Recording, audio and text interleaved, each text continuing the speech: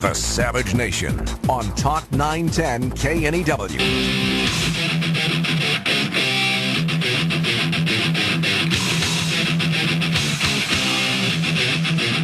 Warning. The Michael Savage Show contains adult language, adult content, psychological nudity. Listener discretion is advised.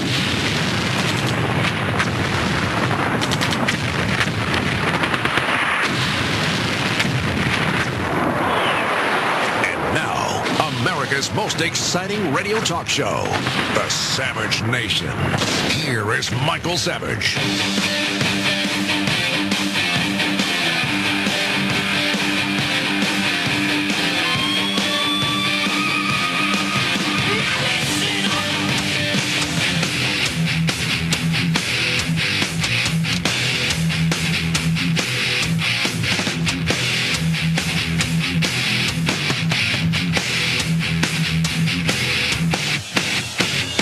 You're listening to Michael Savage as originally heard on September 11th, 2001.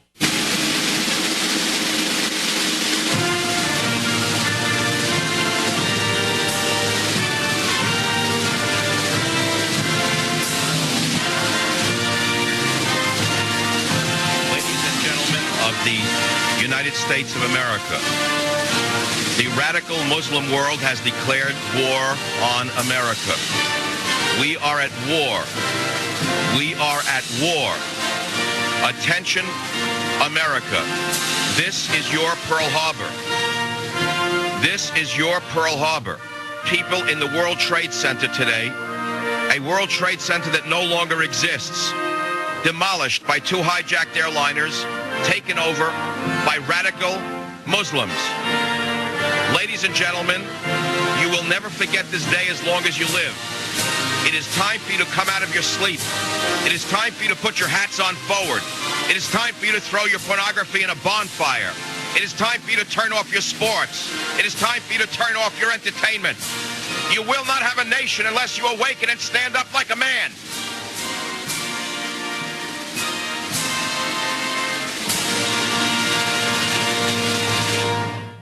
What can be done?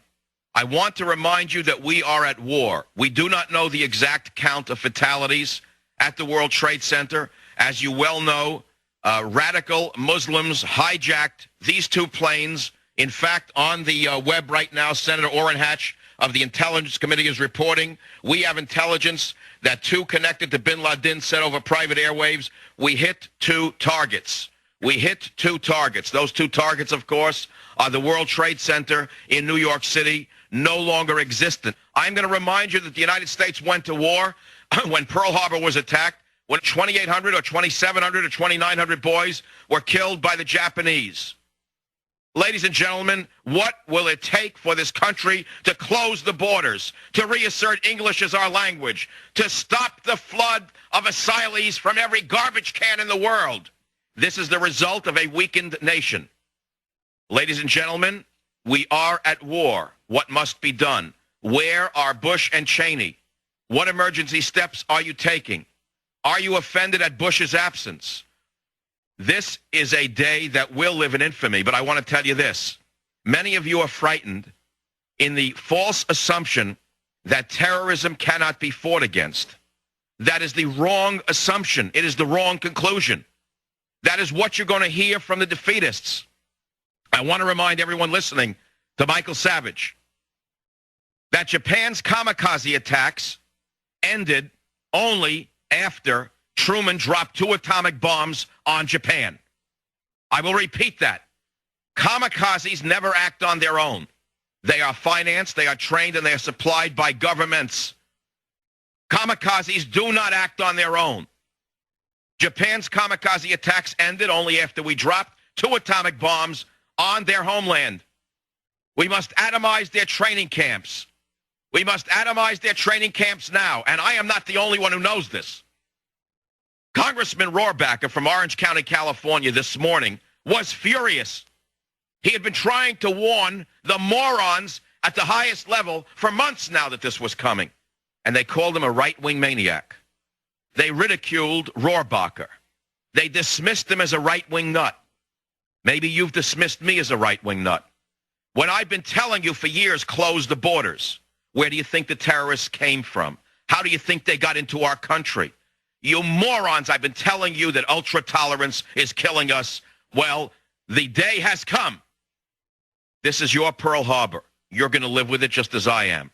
Reports now coming out of cities across America. Gasoline is $5 a gallon in Kansas City. Gasoline, $4 a gallon in Louisville, Kentucky. Gasoline is $5 a gallon in Detroit. Gas lines forming all afternoon throughout Tulsa, blocking major streets and intersections. Ladies and gentlemen, where is our president? I will tell you that I am appalled that we have not heard from Bush except for one mealy-mouthed speech this morning.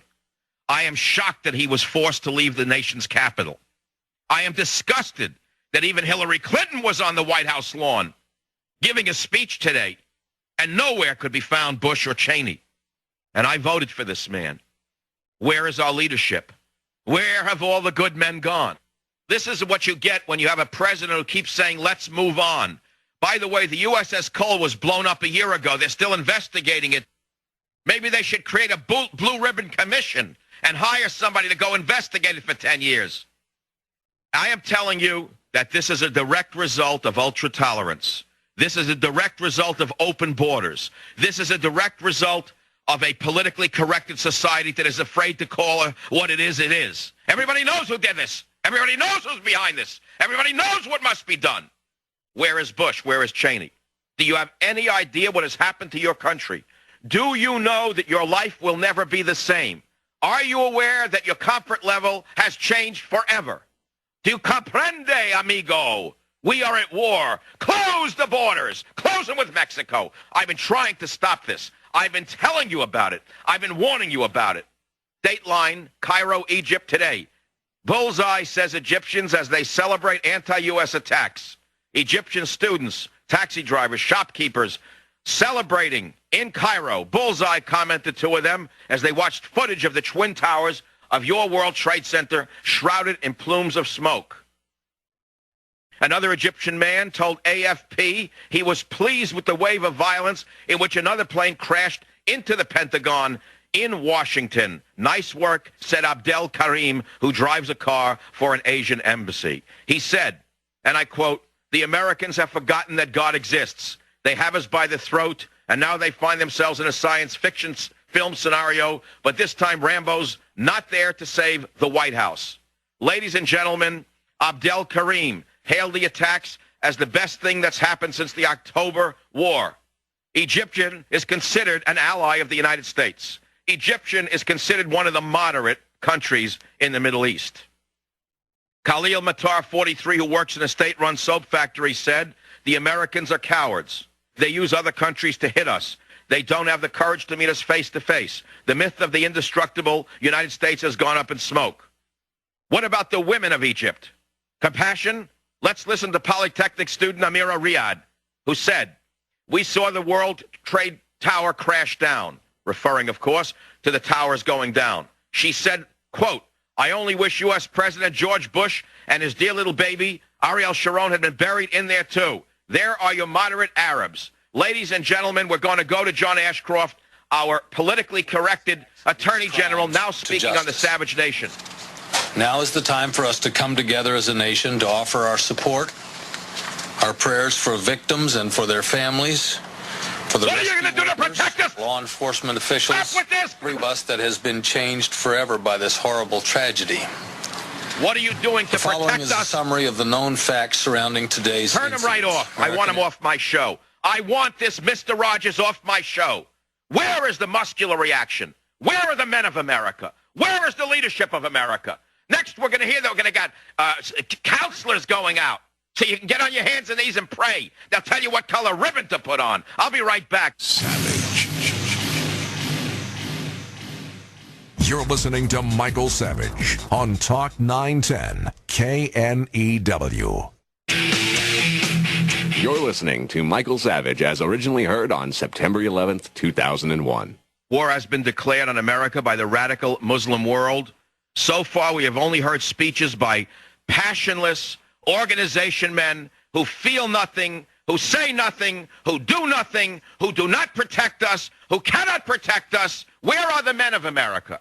You've heard me say that this is what happens when you get an MBA for a president instead of a leader. I've been screaming for leadership from the day this guy came to power and started to act this way. He's been saying, let's move on. Let's move on. Let's not look at Chinagate. Let's not look at those who may have been treasonous in the past administration. Let's let Dianne Feinstein talk about China like it's our friend. Let's let Biden get on the air today and say, let's not rush to judgment. This is what happens when you don't have a leader. If you trust these organization men to pull you out of this mess, then you're our biggest sad sack that I have ever seen. We are at war. Everybody knows who did it. They're taking credit for it. They're celebrating in many Middle Eastern cities, giving out candy to children, dancing in the streets, saying, hooray, we hit a bullseye. Ladies and gentlemen, the one thing I want you to remember today is this. I have heard people say we cannot fight terrorism. We cannot strike back at those who are willing to die for their cause. Nothing could be further from the truth. Why? Because Japan's kamikaze attacks, where Japanese pilots crashed their planes into our ships, those kamikaze attacks came to an end only after we dropped 2 atomic bombs on Japan's homeland. Remember this, kamikaze suicide bombers do not act on their own. They are financed, they are trained and supplied by governments or rogue states. There are reactions that must occur. I do not think they will occur. I just watched one of the most pathetic shows of weakness in my life. A Senate, a House, they give a speech and they sing like a group of school children, God bless America, and nobody screams for vengeance, and nobody says that these deaths will be paid for. I have never seen anything like this in my life. We have a nation of beaten morons running the country, and I'm going to say it like it is. There doesn't seem to be a man or woman amongst them. And the most nauseating of all was Charlie Schumer. After the event, he was smiling and laughing and doing deals on his side. That's who you have up there, a bunch of bag men and bag ladies. We do not have a central government. We have a bunch of special interest representatives. Now, I want you to listen to one of the most pathetic shows of weakness in my life. Listen now to the Savage Nation. Here's your leader. Take us to your leader. Do you believe what you're listening to? Instead of screaming death to those who perpetrated this on us, they're singing like they're in a high school assembly, these morons. I never heard anything like this. I feel like I'm on a ship that's going down like the Titanic, and the captain and the crew went up to the rear deck and they got out their little Bibles and they're singing on the back of the deck. I never heard anything like this. Never. The training camps for this type of event are in the Bekaa Valley of Lebanon. They are in target. The U.S. military knows where they are. They have them in their sights. They could have taken them out yesterday, last month, last year. That's number one. Number two, we know that the terrorists are trained in only 3 or 4 places, and the capitals that are supplying them with money and with intelligence are only in 3 or 4 capitals. Those capitals should disappear. You see what I'm getting at? Ladies and gentlemen, I also want to tell you that your life will never be the same. It will not go back to normal. You've got to accept that. And anyone who tells you otherwise is crazy. Your country will never be the same. The country will never be the same. Close the borders now. Slam the gates shut on Mexico. That is where these terrorists are seeping into our country. They're all around you. They're in this country now. They've come here on student visas. They've come here on the phony asylum rackets. They're in this country. They have been in this country. I've been trying to warn you about this, and nobody has taken me seriously. They've marginalized Michael Savage. They marginalized the few congressmen and senators who were concerned, and we were right all along.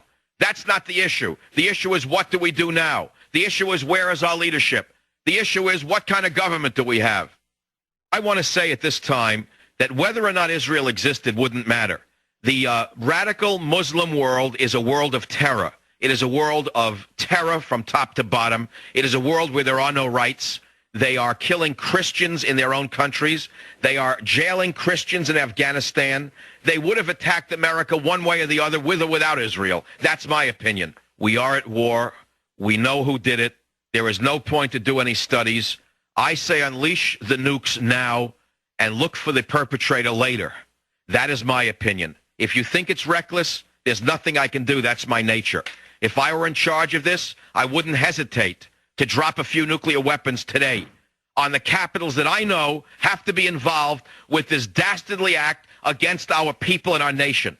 And if we don't react, further damage will be done to this country. That is my opinion. We have the capability, but we are like the pitiful, helpless giant. We are like a giant that has been blinded. And my heart is not broken, but my heart is down today, ladies and gentlemen. My heart is down because I have no leader to turn to. Oh, my God. Look behind us. Please pan in this way, please. This is it. That's the building coming down. Oh, my God. Oh, my God. Oh, my God. Freedom and fear, justice and cruelty have always been at war, and we know that God is not neutral between them.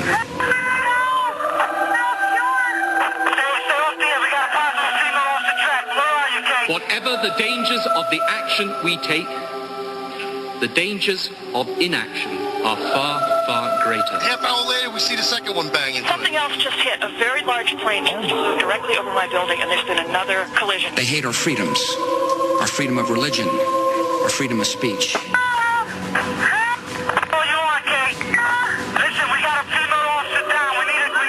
How can they possibly justify using naked force to crush a people who ask for nothing more than the right to lead their own lives in freedom and dignity? There's no words to describe what's going on out there. I mean, you see bodies just coming a half hour later, still coming out of the damn sky. Because the greatest rebuke we can offer to those who attack our way of life is to demonstrate clearly we are not cowed in any way whatsoever.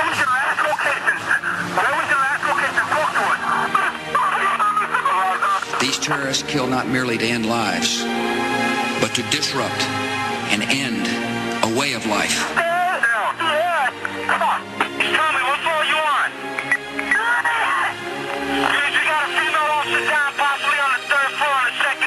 Brute force may intimidate, but it cannot form the basis of an enduring society.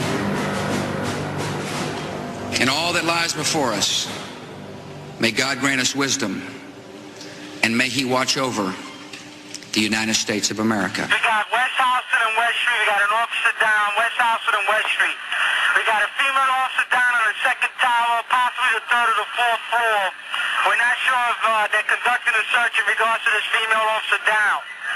We got West Houston and West Street on another officer down at that location. All units are the Bowways Way. All units are the Bowways Way.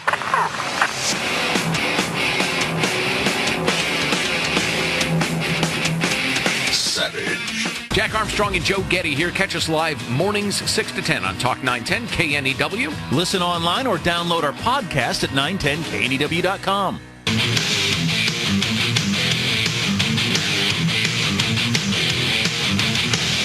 You're listening to Michael Savage as originally heard on September 11th, 2001. America is at war. We have not yet been told with whom. However, our great leaders, after a busy day of flying from here to there and taking naps and having meetings, will eventually tell us who we might be at war with. I want to remind those of you who are frightened that, yes, there is reason to be frightened. But no, it is not a time to crawl under a bed. It is a time to realize that either we stand up as a nation or we disappear as a people. We stand up and we say that we can fight terrorism. Kamikazes do not act on their own. Terrorists do not act on their own. They are given their bombs, they are trained and given their missions, and they are financed by governments and by rogue states. Remember in World War II, our boys faced men willing to die for their country of Japan, Japanese airmen who flew their planes into our ships. After we dropped 2 atomic bombs on their homeland and their military's might was broken and their political might was broken and the will of the people was broken, there were no longer any kamikaze attacks coming from Japan. We need to launch the missiles immediately. If we do not act within the next 6 to 12 hours, they will laugh at us. They will do it again. This is a direct result of weakness. The radical Muslim world has declared war on your way of life. We are at war. What must be done? Where are Bush and Cheney? Are you offended at Bush's absence? What must be done? You know what sickened me today? I'll tell you the truth. When I saw The Congress giving a speech, one congressman after another, Schumer. I saw Senator Hillary Clinton giving a speech, and George Bush was nowhere to be found. Dick Cheney was nowhere to be found. I couldn't believe what I was watching. I couldn't believe that we had no leadership. What would you do if you were in charge? What must be done right now in the United States of America, other than closing the borders and ending all asylum in the United States of America? We must kick out everyone in this country who's here on an asylum racket. Everyone here with a false asylum racket should be thrown out of the country immediately. We've gone to sleep. We're like a gigantic nation of somnambulists. Maybe this is our wake-up call. God willing, this terrible tragedy could wind up saving America. This is a new world. This is exactly what we feared. I expect that the Anti-Terrorism Act put in place by Bill Clinton, the Emergency Act, will go in place sometime in the next few days. That means that our freedoms will be restricted. I haven't any idea when it will happen. I haven't any idea what impact it will have upon your life. But I do know that FEMA is probably going to declare a state of emergency. I do know that we on the right have been warning you about these extraordinary powers that would be turned on the wrong segment of society, which are probably the law-abiding side of society, rather than those who perpetrated this these terrible acts. I believe we are paying the price of Bill Clinton's capitulations, Bill Clinton's constant coddling of terrorists, Bill Clinton's hugging and kissing of Arafat, Bill Clinton's destruction of the military, Bill Clinton's constant political correcting of America, to the point where we're virtually a pitiful, helpless giant. Once again, we see terrorism. We see terrorists. They can destroy buildings, they can kill people, and we will be saddened by this tragedy, but they will never be allowed to kill the spirit of democracy. They cannot destroy our society. They cannot destroy our belief in the democratic way. I can hear you. The rest of the world hears you. And the people who knock these buildings down will hear all of us soon. We are grateful to the many nations who are standing with us tonight. Together we will defeat this most insidious of threats. We will be fierce in the defense of our ideals. Our way of life is a great deal stronger and will last a great deal longer than the actions of fanatics, small in number and now facing a unified world against them. People should have confidence. This is a battle with only one outcome. Our victory, not theirs. You can be sure that as terrible a day as this is for us, we will get through it because we are a strong nation, a nation that believes in itself. Freedom and fear are at war. The advance of human freedom, the great achievement of our time and the great hope of every time, now depends on us. Our nation, this generation, will lift a dark thread of violence from our people and our future. Hardship and heartbreak are not new to us. We Americans have endured great challenge and struggle, yet none has ever broken us. Our greatness in times of trouble is what distinguishes us as a nation. Let us choose to oppose any action which gives comfort or rest to those that help to precipitate this great tragedy. We honor the fallen with unity and the support of action, which brings justice. Russ on the Savage Nation, welcome. Hello, Dad. How are you? It's awful. How do you feel today? On the line is Russ Savage, son of Michael Savage, a different generation with a different perspective. How do you see this? Well, I'll tell you right now, when I ran for California State Assembly 3 years ago, at the end of my campaign after I won the primary, then lost the general election in a liberal area, I wrote a poem, and it basically went like this, is that liberals will lay in the sun until they get skin cancer, they'll eat fatty foods till they'll have a heart attack, they'll drink till they have liver cancer, and they'll vote liberal until the country is gone. People don't react until it's too late. That's human nature, and that's the liberal nature. It's a tragedy, but we knew it was coming. The conservative movement always knew this day was going to come, but we prayed it wouldn't come this fast.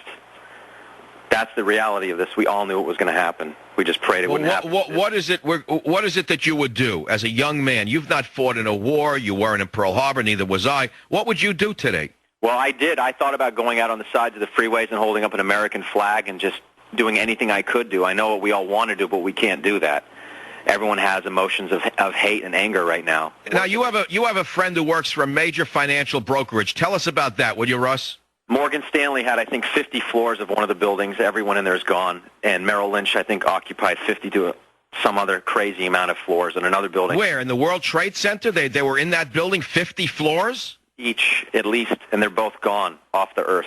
And now how do you rebuild something when there could have been trillions of dollars of money we don't even know about and records, and it's unfathomable how deep this really gets. But instead of focusing on this, we got to talk about what people should do right now to stick together. I think immediately everyone should have a contact of at least 200 people that they can call and set an emergency meeting place in their local area in case things get bad. We don't know what could happen. There could be bombs in every city waiting to go off. We have no idea, truthfully. No one wants to talk about that reality. But the truth is there could be 50 bombs. There could be anthrax waiting to be dropped in rivers. We don't know what could go on. And if anyone thinks you're nuts for even thinking about this, then tell them to go to hell.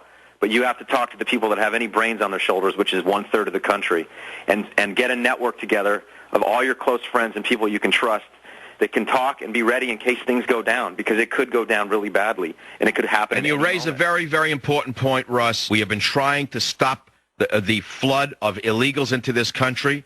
We know that many of the terrorists came in through Mexico and through Canada. We've been screaming about it for 6 years on the radio. We've been called racist. We've been called every name under the sun. We were right all along, Russ. The problem is that the leadership never, ever accepted what I was saying. Never. The conservatives that listen to you need to tell their liberal friends they caused this problem with their stupidity and their foolishness and trusting everyone like they're a stupid 5-year-old, that everyone is fair and nice in the world. Idiots. They're nothing short of fools. And from now on, if you ever hear someone talk up openly the wrong way about America, I can't tell you what should happen to these people, but they should be ridiculed in public and told them, you don't forget what happened this day in America. That's what it has to be. Yes, it's a time for us to come together as Americans. We have to. And it'll be borders, language, culture. Borders, language, culture. Borders, language, borders, language, culture. I've been trying to warn the people that we are a nation. Perhaps we will still come together as a nation. God bless America. God bless you, Russ. I will see you after the show. Keep up the fight, Michael. We all count on you every day. On September the 11th, enemies of freedom committed an act of war against our country. I know that my father, he wouldn't have just left everyone behind. He would have looked for his workers. He would have helped people. Each of us will remember what happened that day and to whom it happened. We'll remember the moment the news came, where we were, and what we were doing. I can't find anybody from 5 rescues and 7 squads. We got a building collapse with officers possibly trapped in the train station. Some will remember an image of a fire or a story of rescue. Some will carry memories of a face and a voice gone forever. He absolutely saved my life, and he had training as a firefighter. The idea of him coming back up and saving me is like just totally incredible. What a hero. And I will carry this. It is the police shield of a man named George Howard, who died at the World Trade Center trying to save others. It was given to me by his mom, Arlene, as a proud memorial to her son. We lost people that have given over 40 years. They should have been here already. The rig is not back. They're not back. They should have been back. It is my reminder of lives that ended in a task that does not end. For too long, the world has just shrugged its shoulders at terrorism. But we now know that none of us as Americans can avoid that terrorism unless we take strong action against it. We got 1/2 of 13 George unaccounted for. We got 6 World Trade, 7 World Trade, and the North Tower. We got reports to Officer Stratton. We saw it in New York City today. Firemen and policemen and volunteers, men and women from all over America and other countries were there together, working to recover from this horrible, horrible incident. The horror of it all. Zork, the first alarm, second alarm, third alarm, fifth alarm companies, they were all in there. We have suffered great loss.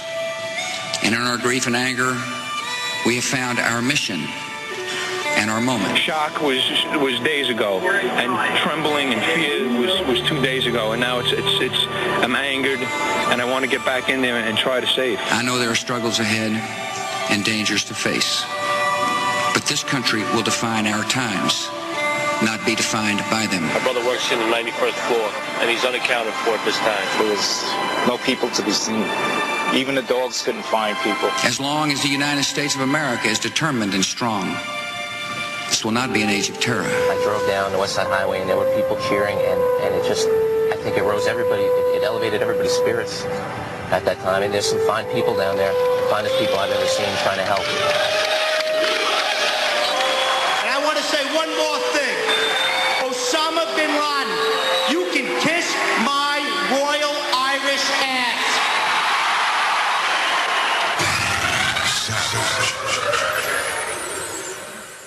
Don't you hate it when something makes you miss part of Michael Savage? Well, download the podcast at 910KNEW.com. Who can forget One-Arm Frank's horrible breath? Or making love by the sewer plant? Or me getting dead man's pants? Or me eating a diet that would kill, I don't know, anybody? Or how about Tippy the dog being thrown in a garbage truck after he died? Or me reading when pasta was spaghetti? Or the electric blue saddle-stitch pants that were ripped off my legs? Or my silent brother? They are all in psychological nudity. My new autobiography. Go to michaelsavage.com and order it now to make sure you reserve a copy. Psychological nudity. If you were an amateur student of history and you were living in the 17th century, you would have come to the conclusion probably that it was only a question of a few centuries before the whole of Europe and Asia would fall under not Arab but Mongolian domination. There were no signs of any Arabian expansion at that time. You would have been afraid of the Mongolian invasion at that time. And then suddenly something happened. Something that no one had ever seen before, not for 1,000 years. No Semitic people had founded an empire for 1,000 years. Then suddenly, out of nowhere, the Bedouin flared up for 1 century of phenomenal splendor. And the Bedouins spread their rule and language from Spain to the boundaries of China. And with it, they brought the world a new culture. And they created a religion that is still to this day one of the most vital religions on earth. The man who did this was named Muhammad. And I'm not going to go into the history of Muhammad. I believe that to those of you who are more interested. But this 100 years is very interesting. The great days of the Arabs, as I said, saw a Bedouin flare up and spread out from the regions from Spain into the boundaries of China. And it was one of the most amazing stories of military conquest in the history of the human race. The Byzantine army was smashed by the Arabs at the Battle of the Yarmouk in 634. That's a tributary of Jordan. Next, they conquered Syria, Damascus, Palmyra, Antioch, Jerusalem, and the rest, and they fell without any resistance whatsoever to the Muslim invasion. Those nations were not at that time Muslim, and most elements in the population went over to Islam. Then the Muslim armies turned east, and they went to Persia, now known as Iran. Persia at that time was not Muslim. They had a great general, the Iranians of those times, the Persians, called Rustam. They had a great force of elephants. And for 3 days they fought the Arabs at Qadisiyah. And then their army broke, and they ran, and Persia was conquered. Persia was converted to Islam. Then the Muslim Empire pushed into the western Turkestan region. They pushed east until it met the Chinese. Egypt was not Muslim, and then Egypt fell without resistance to the new Muslim conquerors, the Arab conquerors, and full of their fanatical belief in the sufficiency of their book, the Quran, wiped out the vestiges of the book copying industry of the Alexandria Library. They sacked it. Then the Muslims turned along the north coast of Africa to the Straits of Gibraltar and Spain. Spain was invaded in 710. The Pyrenees Mountains were reached in 720. In 732, the Arabs had reached the center of France. Pay attention. But here the Arabs were stopped for good at the Battle of Poitiers and pushed back as far as the Pyrenees again, not by reason, but by steel. Egypt gave the Muslims a large seagoing fleet of ships. And for a long while, it looked like they would take Constantinople. But although the Arabs made repeated sea attacks with the captured Egyptian fleet, the great city held out against them. All you have to know is that this has happened before. It's happening again. Once again, Islam has conquered half of Europe, only this time they've done it without firing a shot. This time they did it through the Trojan horse of liberalism, a mental disorder. This time they have done it by using the guise of simply seeking salvation in Christian Europe, when we know, in fact, they want to take over Europe and convert it to Islam. It may be something quite different by the time your children are your age. The only question is, what is America going to be by the time your children are your age? The only question is, when are you going to awaken to the fact that we too are being invaded through a Trojan horse of liberalism, of compassion, of asylum, and primarily through the tool of immigration, which is out of control, Jackson? That's all you need to know is what I just taught you.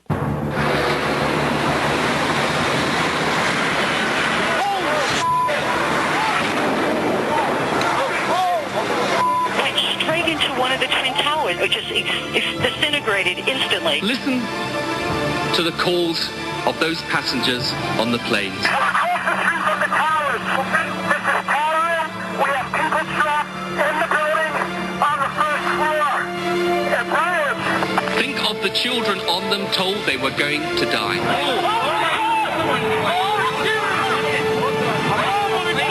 Think of the cruelty beyond our comprehension. Tower 2 has had a major explosion and what appears to be a complete collapse surrounding the entire area. As amongst the screams and the anguish of the innocent, those hijackers drove at full throttle planes laden with fuel into buildings where tens of thousands of people worked. It straightened itself out and dove to the other side and crashed right in. An explosion was so terrific it looked like it had dynamite in it. It was the most awful thing I've ever seen. They have no moral inhibition on the slaughter of the innocent. If they could have murdered not 7,000, but 70,000, does anyone doubt they would have done so and rejoiced in it? Oh, another one just hit. Savage. Fox News Radio, Talk 910 KNEW, Oakland, San Francisco, San Jose.